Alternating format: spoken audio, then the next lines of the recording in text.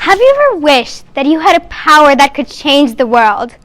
A power that could help you in almost any circumstance? A superpower, perhaps, could make life easier than what it is right now. If I told you that you all have it, in fact, you've always had it, would you believe it? Curious, are you? No, really, you do have that superpower. It can change your life and others too. And no, it is not technology that I'm talking about.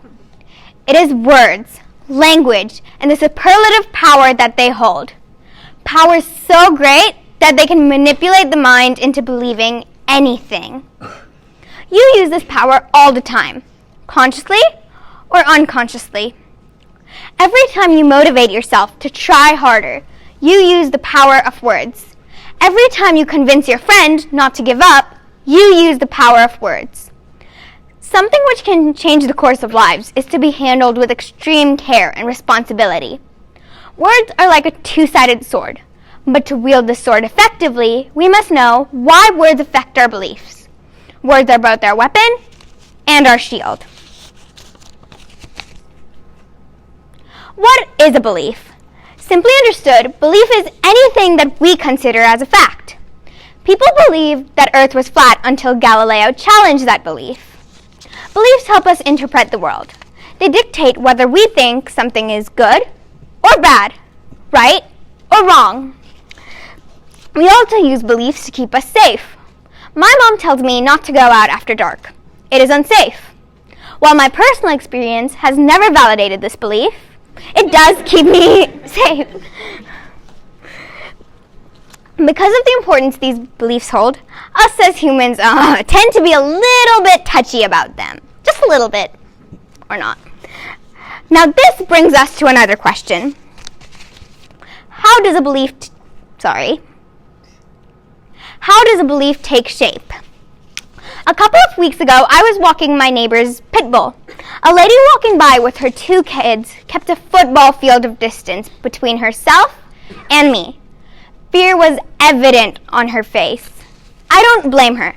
Pit bulls are known for not so good reasons, of course. But are they really that dangerous? No, not always. A few bad apples have actually caused this entire belief to be formed. So you see, stories and words available in public domain can also shape our beliefs. Most psychologists say that usually the building of our core beliefs happens when we are toddlers.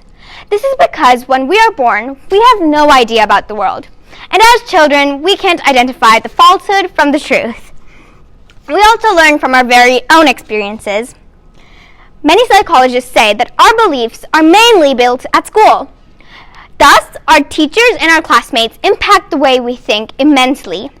Every time we get a good grade in science, we automatically think that, wow, I must be really good at science. This thought is stored in our subconscious mind. Our subconscious mind does not care whether a thought is true or false. It just stores this thought for later use and brings it back up then.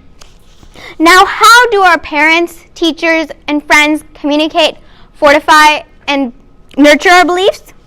Of course, by action, which includes verbal communication through the use of one of the most advanced tools mankind has given to itself, language. Language is a gift that separates humans from other living beings on an intellectual level. Words start to shape our lives from the moment we are born. Language makes our lives flavorful and easy. It makes communication easy as pie, not only between current generations, but also between the past generations. Gita, Bible, Quran, these are all compilations of words of wisdom and value transcending the boundaries of time. They continue to shape the beliefs of people, even today, although they were written thousands of years ago. People who study sociology say that without words, communication would be nearly impossible. Imagine having to use your hands just to show someone that, well, you're hungry. That would be hard. Saying I'm hungry is much easier. Language helps us convey our deepest feelings. Now we come to the most important aspect. Why do words affect our beliefs? Beliefs are created by personal experiences and by accepting what someone communicates to us. Most of the time, communication happens through words and language.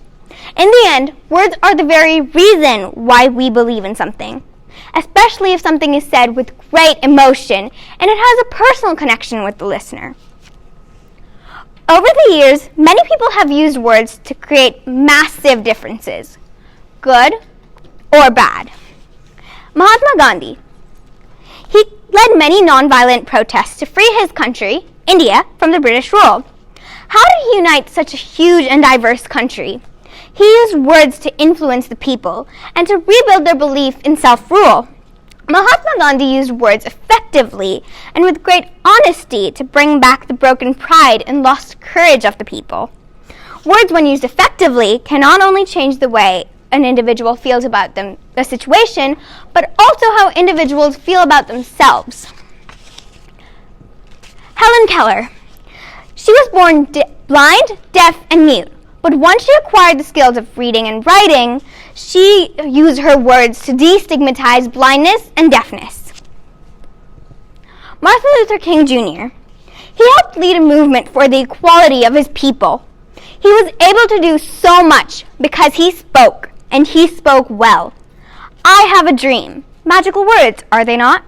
They gave people the courage to dream, not only then, but generations later also. I have said it before, that words are like a two-sided sword. They can cause harm, and that too of immeasurable proportions. Adolf Hitler. A man who almost wiped out an entire race of humans. He used words to instigate people against a specific race.